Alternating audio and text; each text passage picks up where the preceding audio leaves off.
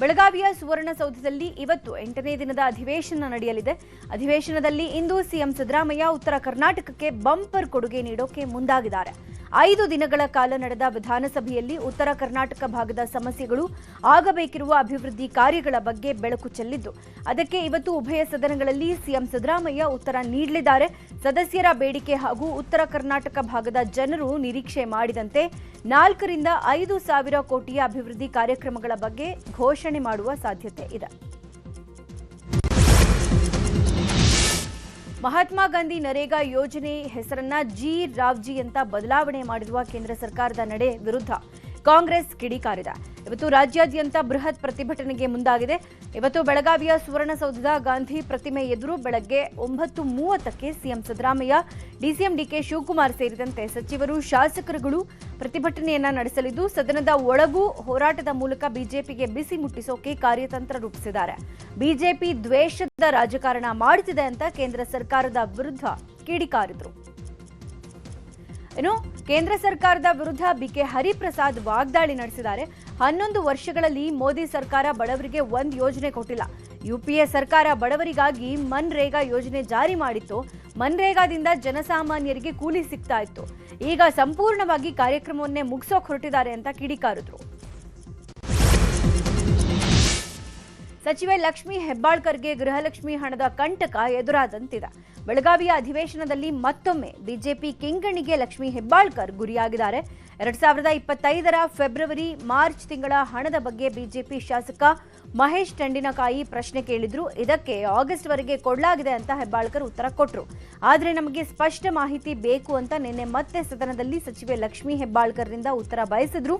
ಆದರೆ ನಿನ್ನೆ ಬಾರದ ಕಾರಣ ಇಂದಿನ ಸದನದಲ್ಲಿ ಹೆಬ್ಬಾಳ್ಕರ್ ಸ್ಪಷ್ಟ ಉತ್ತರ ನೀಡದೇ ಇದ್ರೆ ಬಿಜೆಪಿ ನಾಯಕರು ಹೋರಾಟ ಮಾಡುವ ಸಾಧ್ಯತೆ ಇದೆ.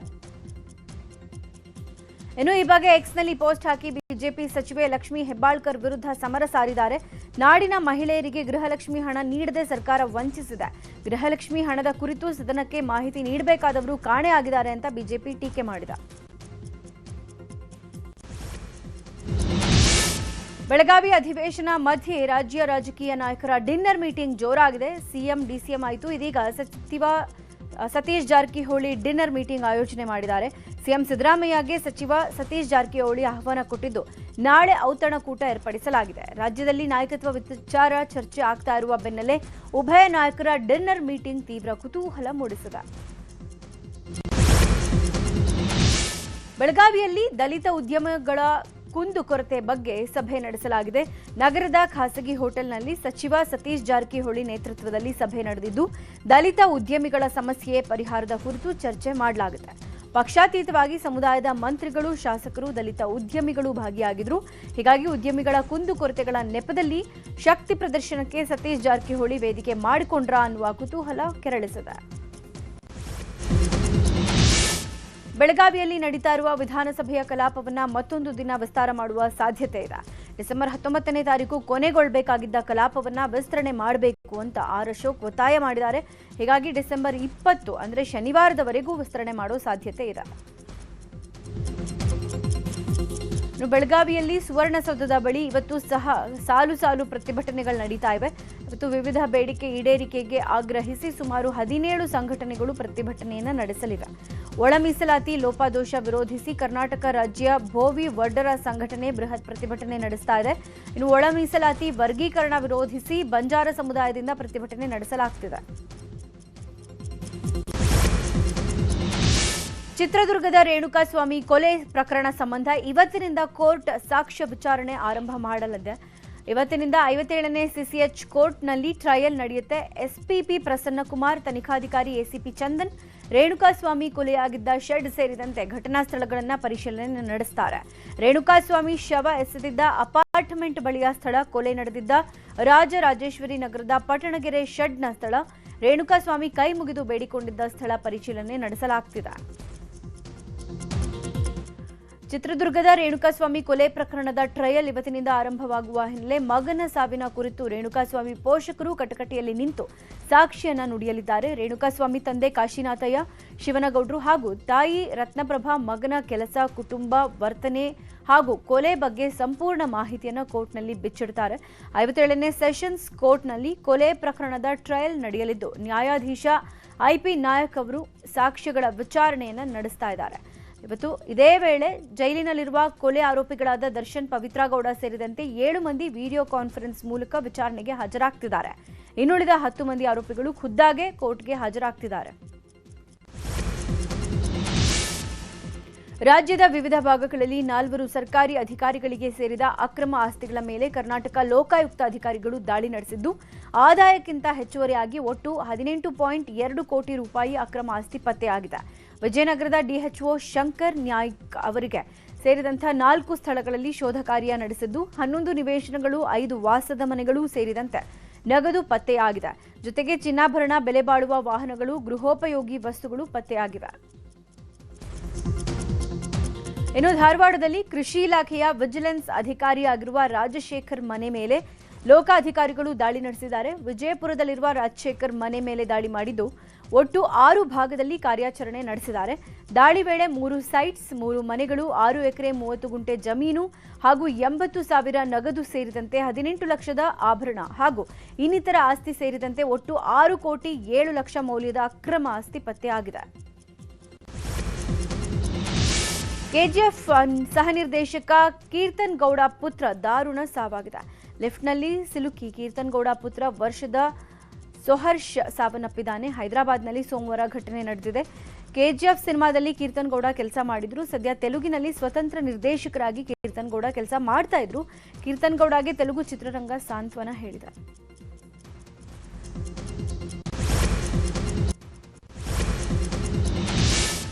ಹಾರ್ಟ್ ಅಟ್ಯಾಕ್ಗೆ 22 ವರ್ಷದ ವಿದ್ಯಾರ್ಥಿನಿ ಮೃತಪಟ್ಟಿದ್ದಾಳೆ. ದಿಶಾ ಶೃಂಗೇರಿ ಅನ್ನುವಾಕೆ ಜೆಸಿಬಿಎಂ ಕಾಲೇಜಿನಲ್ಲಿ ಅಂತಿಮ ಬಿಕಾಂನಲ್ಲಿ ವಿದ್ಯಾಭ್ಯಾಸ ಮಾಡ್ತಿದ್ರು. ಹಾಸ್ಟೆಲ್ನಲ್ಲಿ ತೀವ್ರ ಎದೆನೋವಿಂದ ದಿಶಾ ಕುಸಿತು ಬಿದ್ದಿದ್ದು ಸಾವನ್ನಪ್ಪಿದ್ದಾರೆ. ರಾಯಚೂರು ಜಿಲ್ಲೆ ಮಸ್ಕಿ ತಾಲೂಕಿನ ಸಾಗರ್ ಕ್ಯಾಂಪ್ ಗ್ರಾಮದಲ್ಲಿ ಕುಡಿಯುವ ನೀರಿಗಾಗಿ ಪರದಾಡುವಂತಾಗಿದೆ.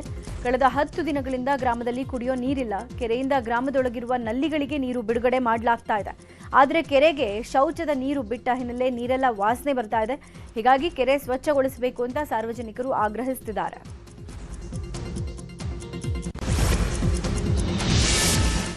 ನೋಡ್ತಾ ಇದ್ದಂತೆ ಟಿಪ್ಪರ್ ಲಾರಿ ಹೊತ್ತಿ ಉರಿದ ಘಟನೆ ಚಿಕ್ಕಬಳ್ಳಾಪುರ ಜಿಲ್ಲೆ ಗುಡಿಬಂಡೆ ತಾಲೂಕಿನ ಬಳಿ ಸಂಭವಿಸಿದೆ. ಶಾರ್ಟ್ ಸರ್ಕ್ಯೂಟ್ನಿಂದ ಟಿಪ್ಪರ್ ಲಾರಿಯಲ್ಲಿ ಬೆಂಕಿ ಕಾಣಿಸಿಕೊಂಡಿದೆ. ಚಾಲಕ ಪ್ರಾಣಾಪಾಯದಿಂದ ಪಾರಾಗಿದ್ದಾನೆ. ಗವಿಕುಂಟಹಳ್ಳಿ ಕ್ವಾರಿಯಿಂದ ವರ್ಲಕೊಂಡ ಕ್ರಷರ್ಗೆ ಹೋಗ್ತಾ ಇದ್ದ ವೇಳೆ ಅವಘಡ ಸಂಭವಿಸಿದೆ. ಸ್ಥಳಕ್ಕೆ ಅಗ್ನಿಶಾಮಕ ಸಿಬ್ಬಂದಿ ದೌಡಾಯಿಸಿ ಬೆಂಕಿ ನಂದಿಸಿದ್ದಾರೆ.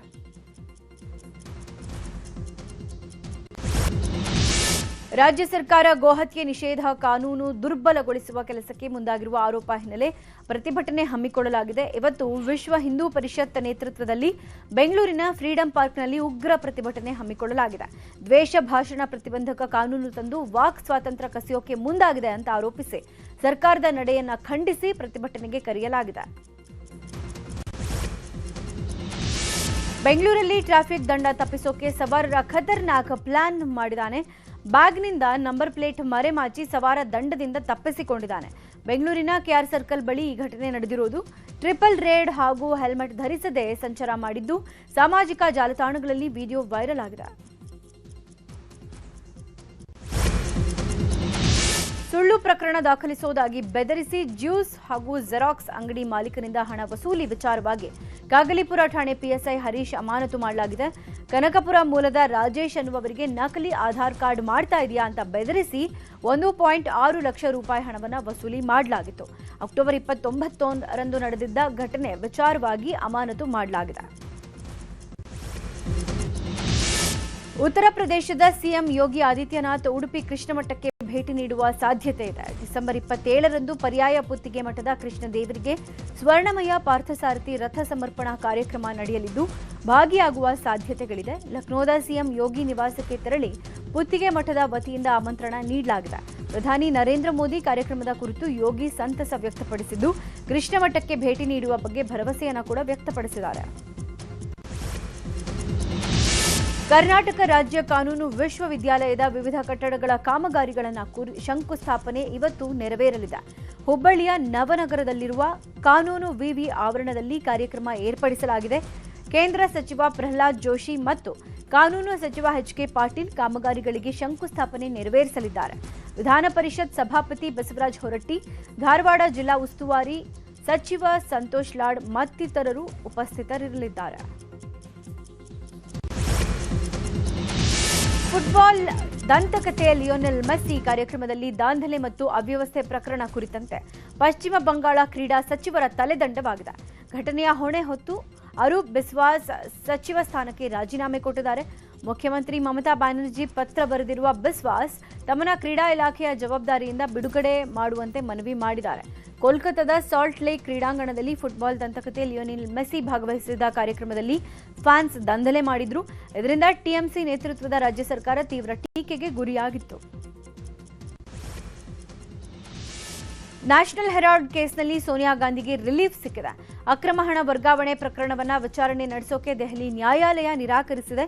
ಖಾಸಗಿ ದೂರನ್ನು ಆಧರಿಸಿದ ಪ್ರಕರಣವನ್ನ ಪಿಎಂಎಲ್ಎ ಕಾಯ್ದೆಯಡಿ ತರೋಕೆ ಆಗಲ್ಲ ಹಾಗೂ ಇಡಿ ಇದನ್ನ ನಿರ್ವಹಿಸೋಕೆ ಸಾಧ್ಯ ಇಲ್ಲ ಅಂತ ದೆಹಲಿ ನ್ಯಾಯಾಲಯ ಅಭಿಪ್ರಾಯಪಟ್ಟಿದೆ. ದೆಹಲಿ, ಉತ್ತರ ಪ್ರದೇಶ ಸೇರಿ ಉತ್ತರ ಭಾರತದಲ್ಲಿ ದಟ್ಟ ಮಂಜು ಹಾಗೂ ಚಳಿ ವಾತಾವರಣ ಕಡಿಮೆ ಆಗ್ತಾ ಇಲ್ಲ. ನಿನ್ನೆ ಮಥುರಾದ ದೆಹಲಿ ಆಗ್ರಾ ಎಕ್ಸ್‌ಪ್ರೆಸ್ ವೇನಲ್ಲಿ ಭೀಕರ ಬಸ್ ಅಪಘಾತ ಆಗಿದೆ. ಅನೇಕ ವಾಹನಗಳ ಅಪಘಾತದಲ್ಲಿ ಜಖಂಗೊಂಡಿದೆ. ಇನ್ನು ಅನೇಕ ಬಸ್ಗಳು ಬೆಂಕಿಗೆ ಆಹುತಿಯಾಗಿವೆ. ಘಟನೆಯಲ್ಲಿ 13 ಮಂದಿ ಸಾವನ್ನಪ್ಪಿದ್ದು 25ಕ್ಕೂ ಹೆಚ್ಚು ಮಂದಿ ಗಂಭೀರವಾಗಿ ಗಾಯಗೊಂಡಿದ್ದಾರೆ. ಗೋವಾ ಅಗ್ನಿ ದುರಂತಕ್ಕೆ ಸಂಬಂಧಪಟ್ಟಂತೆ ನೈಟ್ ಕ್ಲಬ್ ಮಾಲೀಕರಾದ ಲೂಥ್ರಾ ಸಹೋದರರನ್ನ 2 ದಿನ ಪೊಲೀಸರು ಕಸ್ಟಡಿಗೆ ಪಡ್ಕೊಂಡಿದ್ದಾರೆ. ಥೈಲ್ಯಾಂಡ್ನಿಂದ ದೆಹಲಿಗೆ ಲೂಥ್ರಾ ಬ್ರದರ್ಸ್ನನ್ನ ಕರೆತಂದು ಕೋರ್ಟ್ಗೆ ಹಾಜರುಪಡಿಸಿ 2 ದಿನ ಕಸ್ಟಡಿಗೆ ಪಡ್ಕೊಂಡಿದ್ದಾರೆ. ಇವತ್ತು ಗೋವಾಗೆ ಕರೆದೊಯ್ದು ಸ್ಥಳ ಪರಿಶೀಲನೆ ನಡೆಸಿ 25 ಜನರ ಸಾವಿನ ಕೇಸ್ ಬಗ್ಗೆ ತನಿಖೆ ಮಾಡಲಿದ್ದಾರೆ. ಖಾಸಗಿ ವಿಮಾನವೊಂದು ತುರ್ತು ಭೂಸ್ಪರ್ಶದ ವೇಳೆ ಕಟ್ಟಡಕ್ಕೆ ಅಪ್ಪಳಿಸಿದ್ದು ಘಟನೆಯಲ್ಲಿ 10 ಮಂದಿ ಸಾವನ್ನಪ್ಪಿದ್ದಾರೆ. ಮೆಕ್ಸಿಕೋದ ಸ್ಯಾನ್ ಮ್ಯಾಟಿಯೋ ಅಟೆಂಕೋದ ಕೈಗಾರಿಕಾ ಪ್ರದೇಶದಲ್ಲಿ ಅಪಘಾತ ನಡೆದಿರೋದು. ವಿಮಾನ ಹಾರಾಟದ ಮಧ್ಯೆ ತಾಂತ್ರಿಕ ತೊಂದರೆ ಕಾಣಿಸಿಕೊಂಡಿದ್ದು ತುರ್ತು ಲ್ಯಾಂಡಿಂಗ್ ಮಾಡೋಕೆ ಪ್ರಯತ್ನ ಮಾಡಲಾಗಿದೆ. ಈ ವೇಳೆ ಈ ದುರ್ಘಟನೆ ನಡೆದಿದೆ.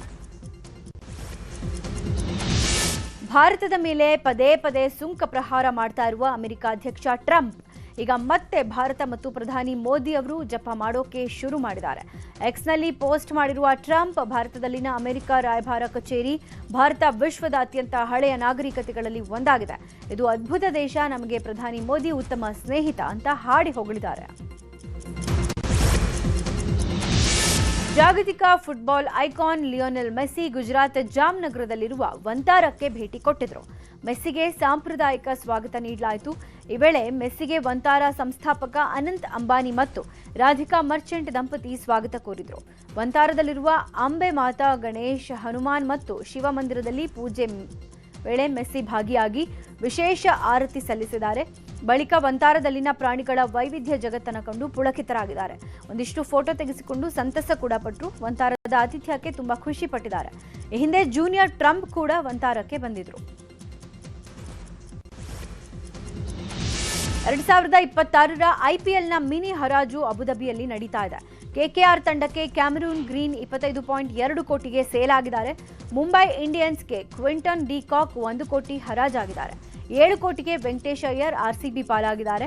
ಖಾಲಿ ಇರುವ 77 ಸ್ಥಾನಗಳನ್ನು ಭರ್ತಿ ಮಾಡೋಕೆ ಒಟ್ಟು 369 ಆಟಗಾರರ ಹರಾಜು ನಡೀತಾ ಇದೆ. 10 ತಂಡಗಳು ಸೇರಿದಂತೆ 237 ಕೋಟಿ ಹಣ ಬಾಕಿ ಉಳಿಸಿಕೊಂಡಿವೆ. ಮುಂಬೈ ಇಂಡಿಯನ್ಸ್ 2.75 ಕೋಟಿ ಹಣದೊಂದಿಗೆ ಹರಾಜಿನಲ್ಲಿ ಭಾಗವಹಿಸಿದ್ರೆ ಕೆಕೆಆರ್ ಟೀಮ್ 64 ಕೋಟಿ ಹಣದೊಂದಿಗೆ ಬೆಡ್ ಮಾಡ್ತಾ ಇದೆ.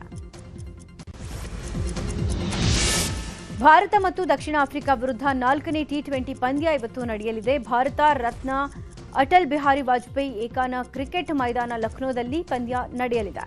ಇಂದಿನ ಪಂದ್ಯ ಕುತೂಹಲ ಮೂಡಿಸಿದ್ದು ದಕ್ಷಿಣ ಆಫ್ರಿಕಾಗೆ ಮಾಡು ಇಲ್ಲವೇ ಮಡಿ ಪಂದ್ಯವಾಗಿದೆ. ಈ ಪಂದ್ಯದಲ್ಲಿ ಭಾರತ ಗೆಲುವು ಸಾಧಿಸಿದ್ರೆ ಭಾರತಕ್ಕೆ ಸರಣಿ ವಶಕ್ಕೆ ಕೈವಶವಾಗಲಿದೆ. ಈಗಾಗಲೇ 5 ಪಂದ್ಯಗಳ ಸರಣಿಯಲ್ಲಿ ಭಾರತ 2-1 ಅಂತರದಲ್ಲಿ ಮುನ್ನಡೆ ಸಾಧಿಸಿದೆ.